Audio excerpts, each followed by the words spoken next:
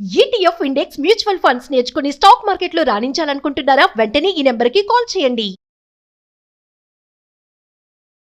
నమస్తే రమ్మగారు. నమస్తే జయ. రమ్మగారు, చందమామ కథలు ఎక్కువ చెప్పుకుంటున్నాం కదండి. చాలా సింపుల్గా, కానీ చందమామలో మోరల్ ఉంటుందండి కదా. పిల్లలకి బాగా కనెక్ట్ అవుతుంది, మనకి కూడా ఒక మంచి నీతి ఉంటుంది అందులో. నీతి ఉంటుంది, సరదా కథలు ఉంటాయి. అవును, చాలా ఉన్నాయి కదా. అవును. తోడేలు రూపం కథ చెప్తా. తోడేలు రూపం. పూర్వము ఒక పెద్ద సామ్రాజ్యానికి చాలామంది సామంతులు ఉండేవాళ్ళట.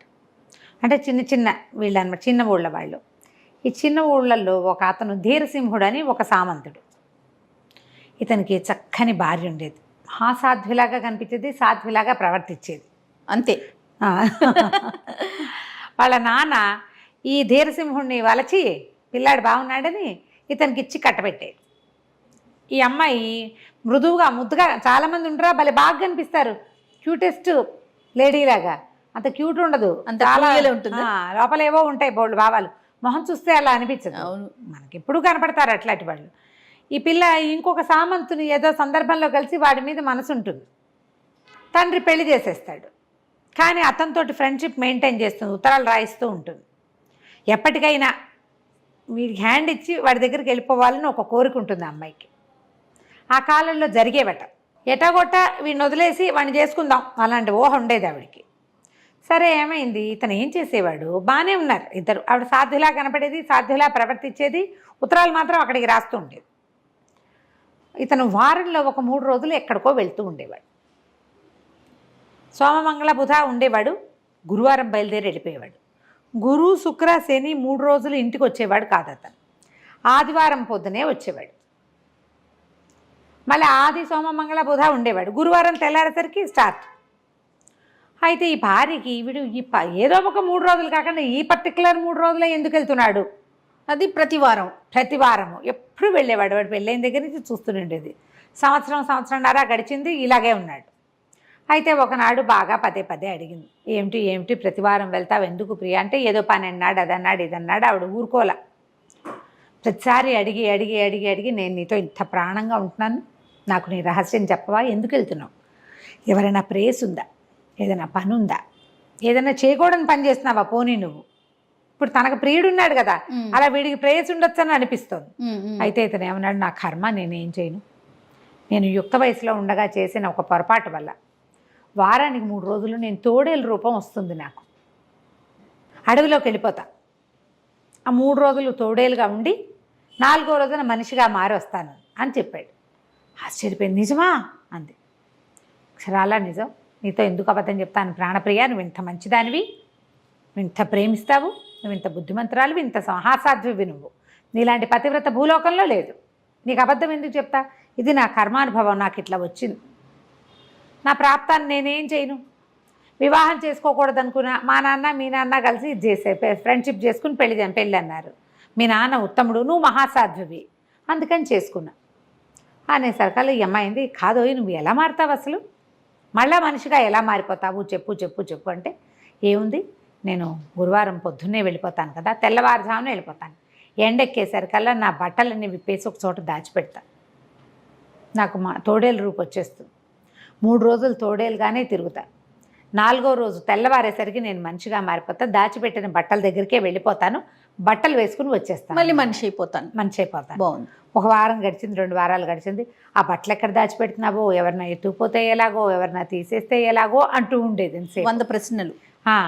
కొన్ని నెలలు పోయాక, ఇతను ఇంకా కొన్ని వారాలు పోయాక, ఫలానా చోట ఒక పెద్ద మర్రి చెట్టు ఉంది, దానికి ఒక తొర్ర బయటికి కనపడుతుంది, ఆ తొర్ర లోపల ఇంకొక తొర్ర ఉంది, నేను ఆ తొర్రలో పెడతాను, ఎవరికి నరమానవుడు అన్నవాడికి కనపడవు, నేను సన్నగా మడతపెట్టి లోపల పెడతాను అనేసరికి దొరికిందిరా కిటుకో అనుకుంది అమ్మాయి. యథావిధిగా ఆ వారం కూడా అతను వెళ్ళాడు, బట్టలు చుట్టి ఆ తొర్రలో పెట్టుకున్నాడు. ఈ అమ్మాయి ఏం చేసింది, తన సామంతు ఫ్రెండ్కి ఉత్తరం రాసింది, ఓహో ఫలానా దాంట్లో ఫలానా తొర్రలో బట్టలు ఉన్నాయి, పట్టుకొచ్చేసేయి. అతను తీసుకొచ్చేసరికల్లా ఇకేముంది, ఈ తోడేలుగా మారిన మన వీరసింహుడు, అంతేగా ధీరసింహుడు వాడు వచ్చి చూసుకున్నాడు, బట్టలు లేవు. భార్య మోసం చేసింది అనేది తెలిసిపోయింది. ఎందుకంటే తను ఎవ్వరికీ చెప్పల, ఒక్క భార్యకి తప్ప ఆమె చేసి ఉండాలి.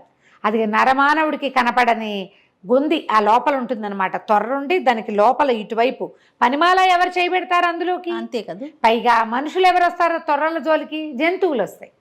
పోనీ అవి లాగే అనుకో, ఏ జంతువో ఏ పందికొక్కో ఎలకో లాగిందనుకో, చింపి ముక్కలు చేస్తుంది కదా. అది నిశ్శబ్దంగా చుట్ట ఎట్లా పట్టుకెళ్ళిపోతుంది? అర్థమైపోయింది. ఇంకా అతను ఏమీ చేయలేక అడవిలోనే ఉండిపోయాడు. ఈవిడ ఒక 3-4 వారాలు చూస్తుంది. నా భర్త వేటకెళ్ళి తిరిగి రాలేదు అని చక్రవర్తికి అర్జీ పెట్టుకుంది. నెల గడిచిపోయింది, 2 నెలలు గడిచినాయి. 2 నెలలు గడిచిన తర్వాత నేను వివాహం చేసుకోవడానికి అనుమతి ఇవ్వవలసిందే అని మళ్ళీ రాసింది ఉత్తరం. 3 నెలలు గడిస్తే పెళ్లి చేసుకోవచ్చు. ఆ 2వ సామంతుకి ఉత్తరం రాసింది, నేను పెళ్ళికి రెడీగా ఉన్నాను, నా రాజ్యం కూడా నీదే. ఇతనిది ఒక చిన్న సామ్రాజ్యం ఉందిగా, చిన్న ఊరు.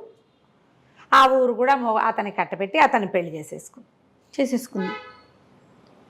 ఇద్దరు కలిసి ఉండేవాళ్ళు. కొంతకాలం గడిచిపోయింది, ఇట్లా సంవత్సరాలు కొంతకాలం గడిచాక ఒకనాడు రాజుగారు అడవిలోకి వేటకెళ్ళాడు. పెద్ద రాజుగారు వెళ్తే వేట కుక్కల్ని తీసుకెళ్తే ఈ కుక్కలు వాటిని చూసినప్పుడు ఈ తోడేలు గుర్తుపెట్టింది. అవి రోడ్డు మారడి తిరిగేవి కాదు, రాజుగారి కుక్క. వాటికి తెలుసు కదా, ఈ ధీరసింహుడికి రాజు అంటే చాలా ఇష్టం. ఓకే. రాజు దగ్గరికి బాగా వెళ్ళేవాడు. అతను చిన్నతనంలోనే సైన్యంలో చేరాడు, రాజుగారి దగ్గర చేరాడు. సామంతుగా తండ్రి తర్వాత తనంతట తను గుర్తింపు తెచ్చుకున్నాడు. రాజు అంటే చాలా ప్రీతి, కాస్త దగ్గరగా సమవయస్కులు వాళ్ళు. సరే ఆ కంచి కుక్కలు పడ్డాయి తోడేలు వెనకాల. తోడేలు ముప్పు తిప్పలు పెట్టేసింది. ఒట్టి తోడేలుకి తెలియవు కిటుకులు, వీడు మనిషి తోడేలు కదా, వీడికి కిటుకులు బాగా తెలిసినాయి. అయితే ఈయనేం చేశాడు, వీళ్ళంతా మొత్తం వెళ్ళింది, సైన్యం అంతా వెళ్ళింది కదా, వేటగాళ్ళు వాళ్ళు వీళ్ళు అందరూ కలిసి తోడేలుని కార్నర్ చేశారు, కొట్టేయబోతే పరిగెత్తుకుంటూ వచ్చి ఆ తోడేలు రాజుగారి గుర్రం దగ్గర కూలబడిపోయి ఒక కాలు ఎత్తి ఆ రికాబు మీద వేసింది. ఆయన కాలు ఇట్లా గుర్రం మీద కూర్చుంటాడుగా, కాళ్ళు పెట్టుకుంటారు కింద, రికాబ్ అంటారు. గుర్రం మించి జీను మించి ఒకటి వచ్చి కిందకి పాదాలు దూర్చి పెట్టుకునేందుకు దాని మీద తన కుడికాలు ఎత్తి వేసింది. అంటే శరణు కోరుతున్నాను అనే అర్థం వచ్చేలాగా. ఆయన ఆశ్చర్యపోయాడు, ఇదేంటి తోడేలు క్రూర జంతువు, తిరగబడాలి, అది ఇలా వచ్చి నా దగ్గర ఎందుకు కూర్చుంది, పైగా ఈ కుడికాలు ఎత్తి ఎందుకు నా మీద వేసింది, దీనంగా చూస్తోందని. అరే దీనికి మంచినీళ్ళు ఇవ్వండి రా అన్నారు. ఎవరైనా దగ్గరకు వచ్చినా అదేం మాట్లాడలే. ఒక గిన్నెతో నీళ్ళు తెచ్చిపెట్టారు, నీళ్లు తాగేసింది. ఏదైనా మలాన్ని తెచ్చి దీని ఒంటికి పుయ్యండి, అన్ని ఘాట్లే, కుక్క ఘాట్లు, వాళ్ళు వీళ్ళు కొట్టేసినవి, చిన్నవి పన్నవి, కత్తులు విసిరిన ఘాట్లు, వాళ్ళంతా మలాం పూసారు, మాట్లాడకుండా కూర్చుంది. రాజుగారు ఎడు తిరిగితే అడు తిరుగుతోంది. రాజు అన్నాడు, దీన్ని మనతో పాటు తీసుకెళ్ళిపోదాం పట్టండి అని చెప్పి తన రాజ్యాన్ని తీసుకెళ్ళిపోయాడు. అది అంతఃపురంలోనే ఉండేది. రాజుగారి సభకి వెళ్తే పోయి సభ వాకిట్లో కూర్చునేది. ఆయన వెనకాలే తిరుగుతూ ఉండేది, పెంపుడు కుక్కలాగా బిహేవ్ చేసేది. బాగుంది. అస్సలు ఏమీ వ్యతిరేకత ఉండేది కాదు, దాన్ని కట్టేసేవాళ్ళు కాదు, కుక్కల్ని కట్టేసేవాళ్ళు. ఇది రాజుగారి భోజన వేళకి అది పోయి అక్కడ బయట కూర్చునేది, దాని గిన్నె దాన్ని పెడితే తినేసి మాట్లాడకుండా కూర్చునేది. మనుషులకేసి తలకాయ తిప్పి చూసేది కాదు. అయితే ఏమైంది, ఓ రోజు సామంతుల సభ జరిగింది. సభలోకి అంతా టంకేశారు, సామంతుల సభ అన్నారు. వచ్చి సామంతులందరూ కూర్చున్నారు. కూర్చునేసరికల్లా రాజుగారి లోపలికి వచ్చాడు. రాజుగారు జయహో జయహో అని అందరు చెప్తుంటారు కదా, వంది మాగదులు, ఫలానా రాజుగారు ఇలాంటివాడు అలాంటివాడు ప్రవేశిస్తున్నారు అనేసరికల్లా సరే రాజుగారు ప్రవేశించారు. రాజుగారి వెనకాల కూడా తోడేలు కూడా వచ్చింది వెనకాల. అది రోజు అలవాటైంది కదా, అది ఆ సామంతుల మధ్యలో నుంచి నడుచుకుంటూ వెళ్ళి సడన్గా ఒకడి మీద పడిపోయి పీకపుచ్చుకుంది.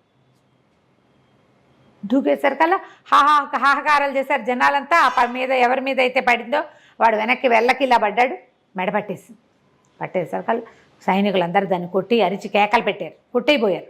రాజుగారు అన్నాడు, ఆ పెంపుడుగా దానికి రోజు అన్నం పెడుతున్నాడు కదా, వాడిని కేకే సరే దీన్ని వదిలిచ్చు, ఎందుకు వీడి మీద పడిందో ఆయనకు అర్థం కాల. ఇప్పటిదాకా అది ఎవరి మీద పడలా, 2-3 నెలల నుంచి మనతోటి ఉంది, ఈ పర్టికులర్ వాడి మీద ఎందుకు పడింది నాకు అర్థం కావటం లేదు.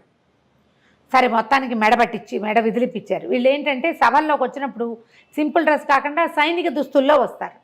వాడి మెడ చుట్టూతో ఒక తోలు పట్టి ఉంది, ఆ పట్టి లేకపోయింటే చచ్చిపోయేవాడు. వాడు మెడ పట్టుకున్నా చచ్చిపోలా, ఆ కాస్త ఘాట్లు పడ్డాయి, కొద్ది కొద్దిగా గుచ్చుకున్నాయి. అక్కడి నుంచి అతన్ని లేవదీశారు. సరే ఏమిటో విశేషం, సరే దీన్ని కట్టేయండి రా ఇక నుంచి అంటారు. కట్టేసిన మర్నాటి నుంచి ఏమీ లేవు ఎక్స్ప్రెషన్స్, మామూలుగానే. మళ్ళా కొద్ది రోజులు పోయాక రాజుగారు వేటకు బయలుదేరాడు. బయలుదేరి ఈసారి ఏమనుకున్నారు, డైరెక్ట్గా వేటకొద్దు, మధ్యలో కొన్ని సామంత రాజ్యాలను చూసుకుంటూ వెళ్దామని, ఏ సామంత రాజ్యం అయితే ధీరసింహుడిదో ఆ రాజ్యానికి వెళ్ళారు. వెళ్ళేసరికల్లా మరి ఆ సామంత రాజ్యంలో ఎవరున్నారు, రాణిగారు, ధీరసింహుడి భార్య, ఆవిడ కొత్తగా పెళ్లి చేసుకున్న రెండో సామంతు, ఇద్దరూ అక్కడే ఉన్నారు. ఆవిడ రాజుగారికి స్వాగతం చెప్పడానికి చక్కగా అలంకరించుకుని వచ్చింది. వచ్చేసరికల్లా ఈ కుక్క ఒక్క విదిలింపుతో గొలుసు విదిలించుకుని రైమని వెళ్ళి దాని మీద పడింది. తోడేలు, కుక్క కాదు, కుక్క పేరు వస్తుంది, గొలుసు అనగానే కుక్క వస్తుంది.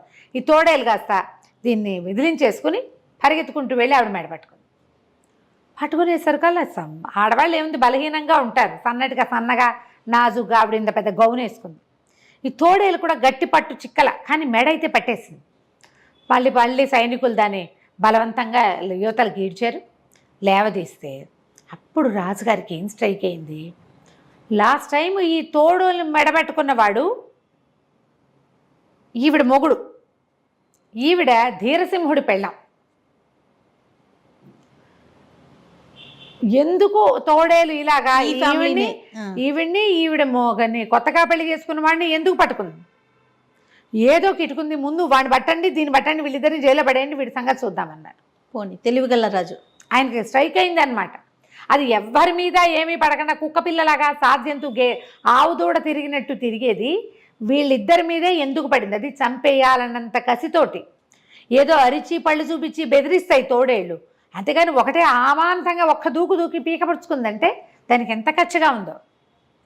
ఏదో జరిగింది. ఏం జరిగింది, అక్కడి నుంచి దాసుల్ని వాళ్ళని వీళ్ళని ఎంక్వైరీ చేస్తే ధీరసింహుడు ఉండగానే ఈయన ఉత్తరాలు రాసేదండి ఈవిడ చెప్పారు. ఆయన పోయేసరికి 1-2 నెలలు తిరగగానే మరి పెళ్లి చేసుకుంది, వివాహం చేసేసుకుంది. ఆయన ఆస్తంతా ఈయన కట్టబెట్టాము, ఈవిడ మాత్రం తర్వాత వివాహం చేయలే, ఆలోచన ముందే చేసింది అనేసరికల్లా రాజుగారు 2-3 సైనికాధికారుల నుంచి ఈవిడిని ప్రశ్నించండి అనేసరికల్లా ఆవిడ బెదిరిపోతూ తోడేళ్ళని చూసేసరికి బెదిరిపోయింది, అర్థమైపోయి ఉంటుంది వీడు తన భర్తేనని. అక్కడి నుంచి బెదురుతూ చెప్పింది, మేము ఈ పని చేశాను, బట్టలు ఎక్కడున్నాయి అని అడిగాడు. ఎక్కడున్నాయంటే అక్కడే ఆ బిల్డింగ్లోనే సామాన్ల కొట్లో ఒక పాత భోషాణంలో పడేసింది. వాటిని కాల్చలా. పోనీలే, ఏ దుస్తులతోటి అతను తోడేలుగా మారాడో ఆ బట్టలు ఒక చోట ఉన్నాయి. సరే అక్కడి నుంచి రాజుగారు ఏం చేశాడు, ఆ బట్టలు తెప్పించి తీసుకెళ్ళి అడవిలో ఏ చెట్టు తొర్రలో నుంచి తీశారో ఆ తొర్రలో పెట్టించాడు. తోడేలును వదిలిపెట్టేశాడు. వదిలిపెట్టేసరికి అది తోడేలు ఆదివారం పొద్దున్న దాని లెక్క అది. ఇవాళ ఇంకా బుధ గురువారాలే ఉన్నాయి. 3 రోజులు అడవంతా తిరిగి ఆదివారం నాడు పొద్దున మనిషిగా మారి ఆ బట్టలు వేసుకుని వచ్చింది. తన రాజ్యాన్ని చక్రవర్తి సామ్రాజ్యంలో కల్పేశాడు ధీరసింహుడు. నా భార్య వద్దు, నాకు సంసారం వద్దు అని రాజుగారి దగ్గరే ఉండి 3 రోజులు రాజుగారిని మామూలుగా సేవించి 4వ రోజున తోడేలు అయిపోగానే ఆయన వెనకాల కుక్కపిల్లలాగా తిరుగుతూ అక్కడే ఉండేవాడు. కథ కంచికి మనం ఇంటికి. చాలా బాగుంది, సరదాగా ఉంది కదా. అవునండి, అవును. నమస్తే. నమస్తే.